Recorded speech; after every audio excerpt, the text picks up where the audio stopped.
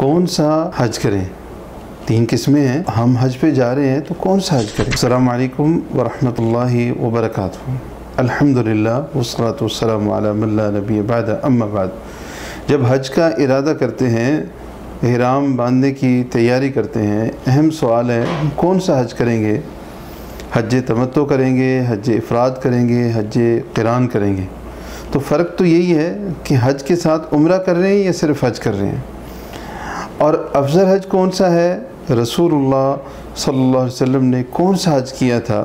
جابر بن عبداللہ رضی اللہ عنہ کی جو مشہور روایت ہے صحیح بخاری میں، اس میں پیارے رسول صلی اللہ علیہ وسلم نے جو حج کیا تو وہ حج قران کیا.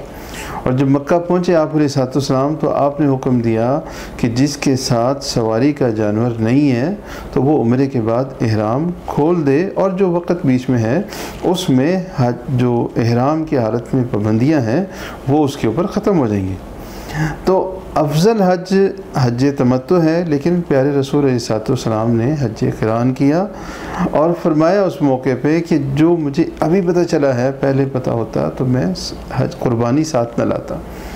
تو جس کے ساتھ قربانی ہے، اور اس سفر میں پیارے رسول علیہ السلام کے ساتھ قربانی کے جانور تھے، اور طلحہ رضی اللہ عنہ کے ساتھ بھی قربانی کے جانور تھے، اسی طرح علی رضی اللہ عنہ یمن سے آئے، ان کے ساتھ بھی قربانی کے جانور تھے. تو جس کے ساتھ قربانی کا جانور ہے اس نے حج قران ہی کرنا ہے. لیکن اگر قربانی کا جانور ساتھ نہیں ہے تو حج قران بھی کر سکتے ہیں، حج تمتع بھی کر سکتے ہیں.